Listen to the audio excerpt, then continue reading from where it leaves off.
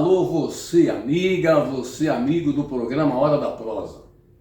Estamos dando início a mais um episódio, recebendo hoje um convidado que é até difícil dizer o que ele é, porque ele tem formação em ciências jurídicas e sociais, é sociólogo, Direito. tem formação em direito e em letras, Isso. é poeta, escritor, é professor universitário, enfim, tem muita coisa para falar aqui. Seu nome? Rubervan do Nascimento. Rubervan, primeiro, muito obrigado por ter vindo participar do programa Hora da Prosa. Eu tenho certeza que a gente vai ter aqui uma boa conversa, mas conta aqui para os nossos telespectadores quem é você e o que você andou fazendo até chegar aqui, Rubervan. Boa tarde. Inicialmente eu quero agradecer o convite do Jerônimo para participar desse programa. Eu tenho assistido esse podcast e tenho elogiado inclusive os entrevistados aqui e as suas palavras, as suas mensagens. Eu sou eu sempre digo, eu sou cidadão piauiense por conta própria. Então eu sou nordestino, porque eu vivi 44 anos em Teresina, na capital do Piauí, e lá eu participei da luta estudantil, tanto na época era secundarista, eu cheguei a dirigir o Centro Colegial dos Estudantes Piauienses, que é a entidade máxima dos estudantes a nível, hoje, do nível médio e tal, e também na luta estudantil universitária. Eu fui um dos que ajudou a reconstruir a União Nacional dos Estudantes, participei de congressos, inclusive que recriou a UNE em Salvador, tá? E integrei esse movimento no Piauí com muita coragem, porque era um período realmente complicado, difícil, nós estávamos ainda no governo Geisel, e além disso eu enveredei pelo lado da cultura. A minha luta é cultural, na verdade. Eu participei da geração chamada underground, a geração do mimeógrafo. A gente editava os livros em mimeógrafo, ia para os bares, ia para as universidades. Nós chegamos a ir em vários locais onde nem sempre era recebido bem a poesia e tal, e fazendo poesia e fazendo literatura de uma forma geral. Por conta disso, a gente recebeu algumas investidas da antiga regime, que obrigava a gente levar os nossos poemas para serem lidos lá pelo censor, tal. Tenho até hoje alguns poemas lá carimbados, pelo censor da Polícia Federal, dizendo censurar a poesia, quer dizer, nós já tivemos essa época, e infelizmente por muito pouco não estamos vivendo hoje uma repetição daquele momento terrível. Então eu sou isso, eu não sou, deixa eu colocar bem, com muita clareza aqui, eu não sou muito de falar de mim, ou sobre mim, mas no resumo, eu sou uma pessoa resumindo que acredita muito no ser humano, não gosto da violência nem da crueldade, sempre combati as pessoas que acreditam que se pode vencer utilizando a violência, e vim também, concluindo, do Ministério do Trabalho e Emprego. Sou concursado do Ministério do Trabalho e Emprego, que inclusive no governo anterior foi destruído completamente, inclusive deixou de existir o Ministério do Trabalho e Emprego, e foi no Ministério do Trabalho e Emprego que eu me enveredei pela luta de combate ao trabalho escravo, que chama análogo de escravo. Eu não costumo me referir ao trabalho escravo mesmo, que nós temos diferente, não tem nada a ver. Análogo é escravo porque está no Código Penal, Então dizem que é análoga do escravo, mas é trabalho escravo. E o combate ao trabalho infantil, além de um terceiro viés que eu consegui desenvolver dentro do Ministério do Trabalho, que foi da economia popular solidária, que eu encontrei a possibilidade, vamos dizer assim, né, de realizar o meu sonho, que era transformar o mundo num outro mundo possível dentro dos projetos da economia solidária. Belzão, você viveu esse momento da ditadura militar, esse momento mais acirrado. Você estava lá no Nordeste ainda. Isso. Conta um pouco pra gente aqui como é que as coisas aconteceram lá, porque em cada localidade aconteceram coisas com características diferentes, né? O que vocês viveram lá no Piauí, na época da ditadura militar, que marcou assim a sua juventude? Eu destacaria alguns aspectos assim bem terríveis, não é, Gerônimo, que aconteceram naquela época. E, claro, com muito subterfúgio, não é, porque não tinha nem uma rede, vamos dizer assim, entendeu, de comunicação como nós temos hoje, não é? Na época, até celular não tinha televisão, era que mandava, na verdade, a televisão aberta, né? Era que mandava, levava para os nossos lares as mensagens. Então muitas coisas aconteceram, hoje é que estão sendo resgatadas aqueles momentos, de algumas pessoas que estão fazendo pesquisa, inclusive universitária e tal, é que estão trazendo à tona o que aconteceu naquela época, né? Mas nós passamos por momentos muito difíceis.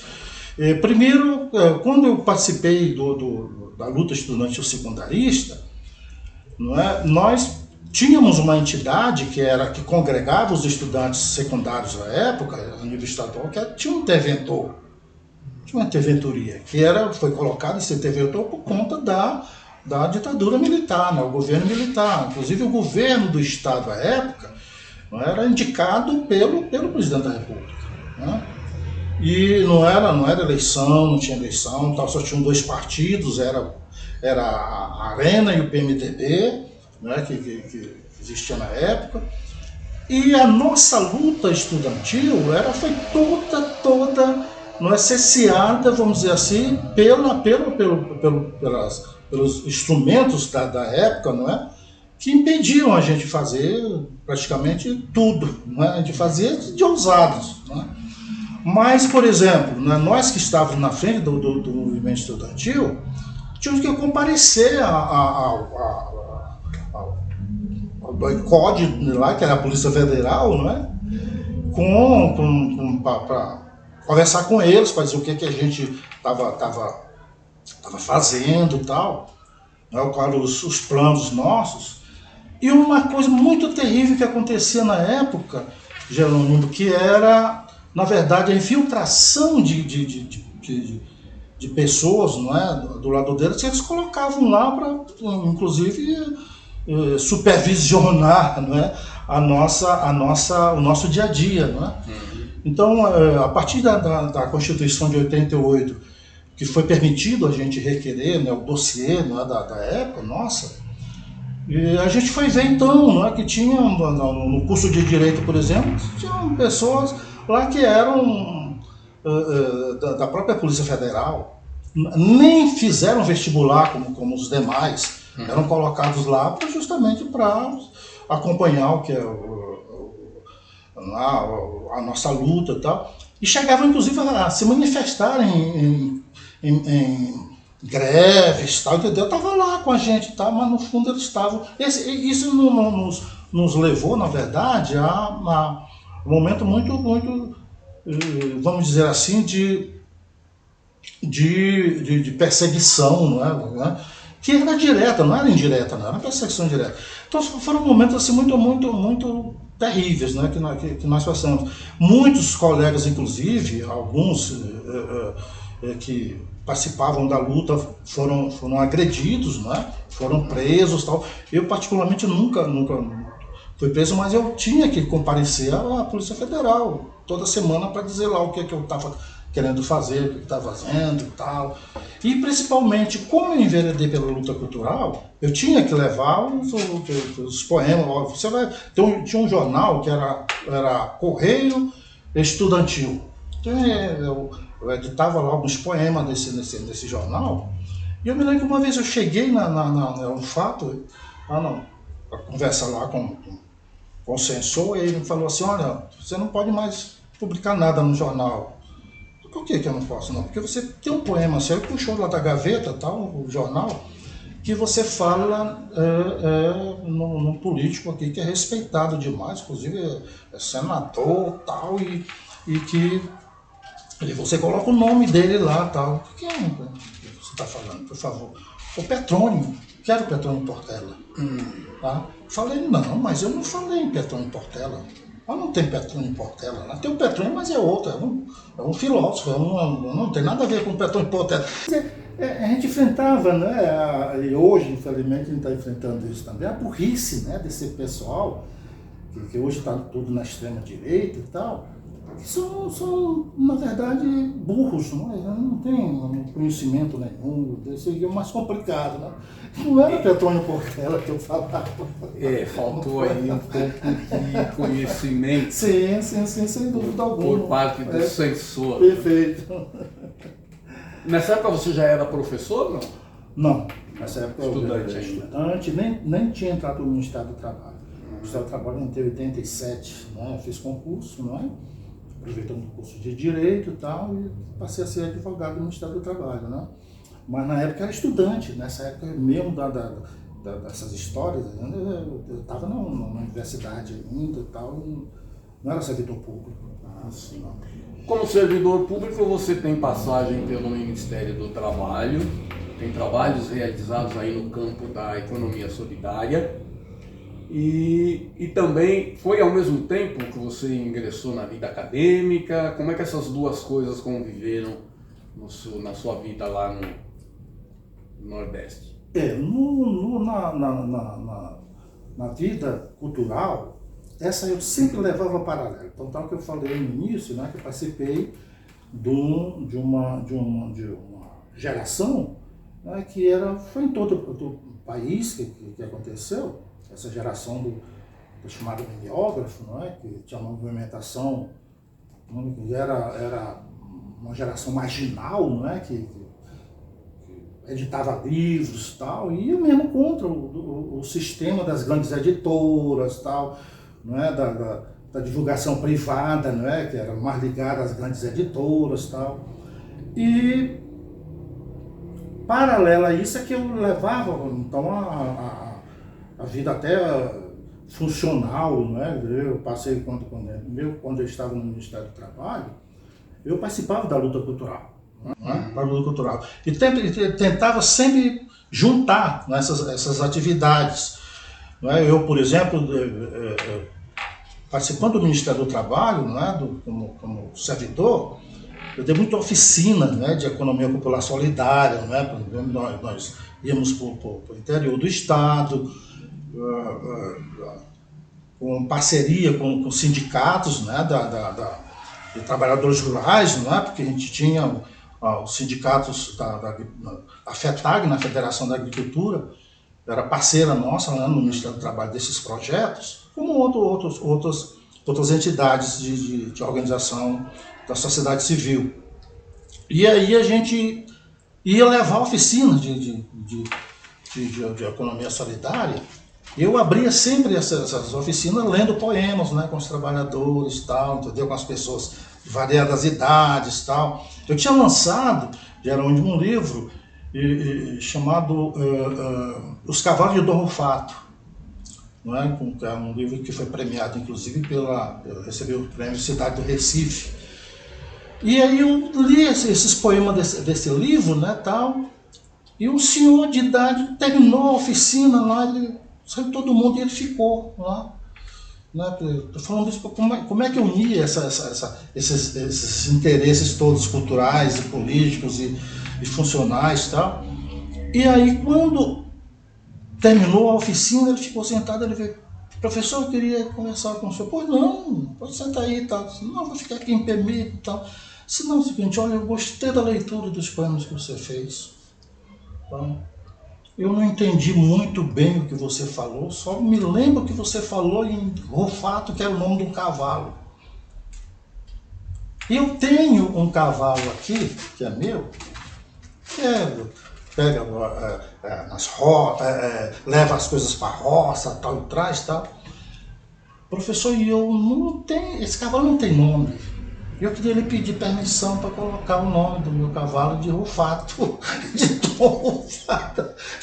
Você nem imagina, olha, nós vamos combinar aqui, depois inclusive a gente voltou para dar uma oficina lá, falei, olha, vamos aproveitar na segunda etapa da oficina, nós vamos batizar então o cavalo Dom Rufato, seu cavalo e tal. Então fizemos assim, então eu fazia sempre essa, unir a cultura com a questão dos projetos, não é, que eu levava para frente, não é, dentro da área da própria repartição, que era do Ministério do Trabalho. Então ele me deu esse espaço, foi possível fazer isso, né? Foi na época do governo, o segundo governo Lula.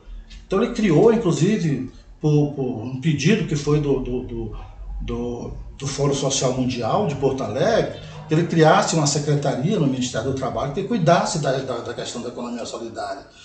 E que ele colocou lá uma pessoa assim fabulosa, que foi uma das convivências assim mais ricas que eu tive, não é? Que eu fui aqui no enterro dele e tal, que é o professor Paul Singer, né? Então o Paul Singer era uma pessoa que... o Paul Singer a gente conversava muito, nós fomos inclusive para o Fórum Social Mundial em Caracas, né? E ficamos lá, inclusive, foi uma comitiva de pessoas que trabalhavam com a economia popular solidária, e o Fórum do Piauí me escolheu para ir para Caracas. E ele era uma das pessoas que estava lá, e a gente conversou muito e tal, a gente tinha uma amizade muito próxima, eu com o professor Singer, né? E aí ele criou essa Secretaria Nacional de Economia Solidária, né? E apoiou muito, fizemos inclusive um mapeamento dos empreendimentos econômicos solidários em todo o país, né? Por estado, tal, então imprimiu, cada estado hoje tem um mapeamento, é claro que precisa de complementações, né, de atualizações, mas a gente não tinha isso, a gente não sabia quem era que trabalhava com a economia solidária nos estados. Fizemos isso graças a essa Secretaria Nacional de Economia Solidária, que à época estava à frente o nosso, repito, queridíssimo professor, muito forte, o que ele colocava. Ele acreditava nesse outro mundo possível, né? Sim, que era o mundo da economia solidária. O Singer é considerado o papa da economia solidária. Sim. Eu tive a honra de conviver com o professor Paul Singer. Né? Ótimo. Vamos falar um pouco da sua produção literária. Recentemente, você lançou esse livro, De Dentro de Mim Partiu a Última Caravela, que, aliás, é um livro premiado, sim, né? Portugal. Prêmio de Poesia Francisco Rodrigues Lobo, sim, de Portugal. Sim. Fala um pouco aqui para os nossos espectadores, nossos internautas, o que tem aqui nesse De Dentro de Mim Partiu a Última Caravela. É uma satisfação muito grande falar agora sobre os meus livros, não é? Eu tenho, em 87, eu editei um livro que é chamado Profissão dos Peixes, que é um livro que eu chamo de Vida Palavra. Todos os livros meus subsequentes, eles saem da Profissão dos Peixes, né? Porque é um livro que é feito de experiências, né? de vivências, né? De diagnósticos que eu colho da vida à medida que eu vou, não é, caminhando por aí, né? E depois a Profissão dos Peixes, que eu pensei até de ser um projeto somente um livro, eu nunca pensei em ter outro livro, o livro que eu vou editar é a Profissão dos Peixes. Eu tenho alguns poemas em coletâneas e tal, mas solo mesmo começou com a Profissão dos Peixes em 87. Então depois veio Marco Luzbel Desce ao Inferno, que é um diálogo que eu faço com o subcomandante Marcos, né, que é do México, não é? Do Exército de Libertação Nacional. E ele é um poeta, né? Infelizmente está passando um problema seríssimo, né? de câncer, está devorando o subcomandante Marcos e tal, né? E eu tive a oportunidade de conhecer, inclusive, a subcomandante Romana, que era que não era o subcomandante Marcos, na verdade, era a Romana que articulava, né, todo o discurso da Frente de Libertação Nacional do México. Que começou a questionar o neoliberalismo, foi esse movimento, né, do subcomandante Marcos e da subcomandante Romana. Pois bem, e aí, depois do Marco Luzbel Desce ao Inferno, né, veio Os Cavalos de Dom Rufato. O Cavalo de Dom Rufato que ganhou, inclusive, o prêmio também da cidade do Recife, que é um prêmio bastante conhecido e prestigiado. Depois dos Cavalos de Dom Rufato, eu tenho um outro livro que é chamado Espólio, né, que foi editado, inclusive, pela Escortece, aqui de São Paulo, ganhou um prêmio também de São Paulo, aqui em São Paulo, que é o da livraria e editora Escortece, né? E depois, então, do Espólio, vem esse livro, né? Que é De Dentro de Mim Partiu a Última Caravela, que concorreu a nível internacional. É um prêmio que todos os autores de língua portuguesa podiam participar, né, desse prêmio.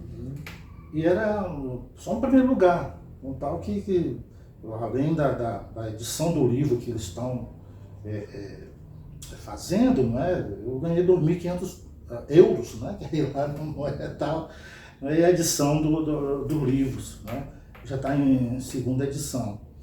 E esse livro, De Dentro de Mim Partiu a Última Caravela, é baseado, o substrato desse livro é o genocídio de Ruanda, na África. Né? Tem o protagonismo de uma mulher, né? Uma mulher negra, né? Uma das poucas sobreviventes dos Tutsis, né? De Ruanda, que era uma etnia que foi quase destruída completamente pelo genocídio. Em torno de 2 milhões de Tutsis.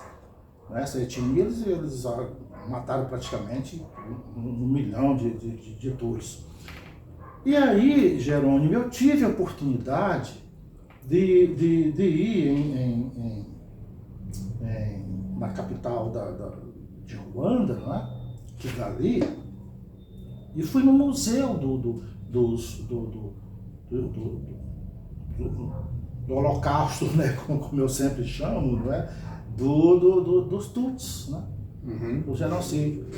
Eu fiquei literalmente sentado, encostado na parede, olhando os ossos dos crânios, não é? Partidos, né?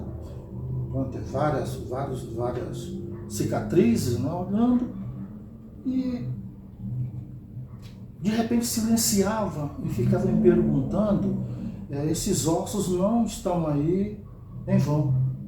Eles estão falando, eles estão dizendo alguma coisa. Eles querem uma resposta, né? Geralmente eu ousei então dar uma resposta nesse livro, De Dentro de Mim Partiu a Última Caravela. Então é uma mulher que viaja, né, conversando com a tarde, né? Tem um roteiro, todos os meus livros têm um roteiro, não é poesia, mas tem uma rota a seguir desse livro. E essa mulher viaja na proa de uma nave, né, conversando com a tarde, sobre justamente o seu passado, o seu enclausuramento, a sua... Não é, então ela vai viajando na proa dessa nave, a nave da tarde, e em direção a um horizonte de lona. Só que ela nunca chega nesse horizonte de lona. Nunca chega, porque ela nunca teve, inclusive, não é? Ela vai, viaja, e a tal ponto que esse livro chega a dizer que ela está viajando num oceano que virou deserto, que não tem mais água. Então ela viaja por um deserto. E uma glosa que eu repito em vários finais de versos, né, do poema, que ela vai atrás do seu amado e do sol. Ela sempre vai. Só que ela diz que esse amado e o sol estão à espera dela no porto, né? Mas ela nunca chega, essa viagem nunca, nem tem começo essa viagem dentro do livro, ela não começa a viagem, nem termina a viagem. É uma viagem sem começo e sem fim, né? Ou seja, muito parecido com o que está acontecendo hoje no mundo, né? Nessa questão das pessoas que estão, não é, sendo expulsas, né, de sua terra, né? E que sem destino, né? E o destino de Luna, que são aqueles, como é que se chama, Jerônimo, de barracas lá, que aquelas, né, para isso, quer dizer, e não tinha horizonte, né? Eu procurei o horizonte lá em Ruanda, não encontrei o horizonte. Eu falei, poxa, essa mulher se ela sai daqui para algum lugar, não vai encontrar o quê? Não tem nem mar aqui, tá? Que Ruanda é um país central da África, né? Uhum. E para você ver, é uma das paisagens mais deslumbrantes que eu conheço, entendeu? Onde né? Não conheço, é cheio de pântanos, né? Que era onde eles jogavam inclusive os corpos, né? E cheio de montanhas, né? Onde tem inclusive os últimos gorilas, né, da Terra estão lá, tem um parque, inclusive eu fui lá nesse parque também. Então assim, Jerônimo, esse livro é essa história dessa mulher.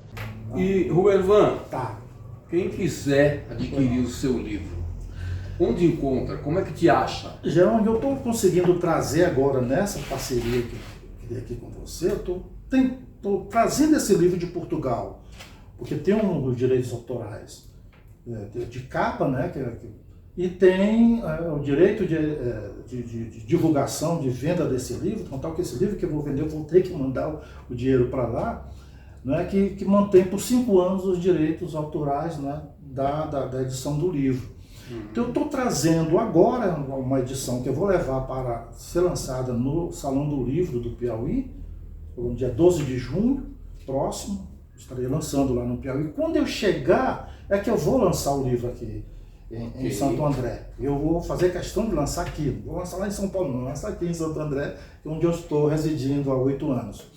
Então, nesse momento, você não vai encontrar esse livro em livraria, em local nenhum. Mas, logo que eu chegue do Piauí, eu vou organizar um lançamento aqui, tá? Em Santo André. Aí sim eu vou colocar de dentro de mim partiu a última caravela à disposição do leitor de Santo André. Ok, então gente, quem estiver interessado no livro De Dentro de Mim Partiu a Última Caravela, se for aqui do ABC, de Santo André, de São Paulo, vai ter que esperar que Rubervan vai fazer um lançamento lá no Piauí, fazer uma divulgação lá, e só quando ele voltar é que a gente vai ter o prazer de encontrar esse livro aqui em Santo André, certo? Rubervan, pode não parecer, mas nosso tempo já está se esgotando. E eu vou pedir para você uma coisa que eu peço para todas as pessoas que passam pelo Hora da Prosa. Que você diga rapidamente, deixe uma mensagem aqui para os nossos telespectadores, alguma coisa positiva, como é que você está vendo esse mundo hoje conturbado, acirramento das forças políticas. Dá para esperar alguma coisa boa desse momento? Jerônimo, eu sou um pesquisador, não é? Toda a minha poesia é baseada em pesquisa, né? Eu rastreio todas as palavras, todos os versos, tudo. Não é? A poesia para mim não surge do nada, ela surge de algum espaço, alguma coisa viva, tá? E eu acredito muito, e não seriam eu, né, se eu não acreditasse, por exemplo, no sonho. Né?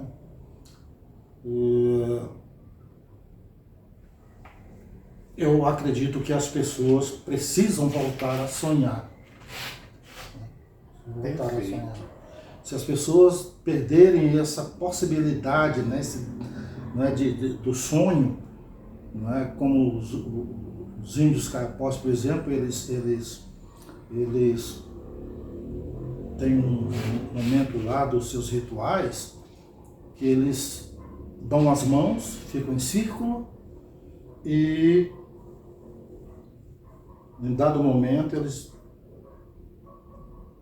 deitam de mãos dadas para sonhar. E depois que eles terminam aquele momento do sonho, eles levantam e cada um passa a contar o sonho que eles tiveram. Isso alimenta eles. Quer dizer, os alimenta a tal ponto que eles são capazes de vencer as adversidades, os momentos de atrocidades e os ataques ao espaço, ao ambiente deles, tal, sonhando.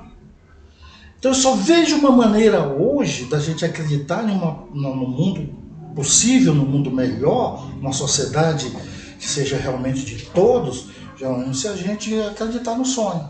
Se a gente não acreditar no sonho, nós estamos derrotados. E esse país precisa sonhar. Vamos sonhar coletivamente. E coletivamente. O sonho individual não, fazer como os nativos, os indígenas, sonhar juntos. Perfeito. Muito bom, Rubervan. Eu agradeço imensamente a sua participação no Hora da Prosa. Nosso programa fica por aqui e a gente volta na próxima semana. Obrigado. Muito obrigado.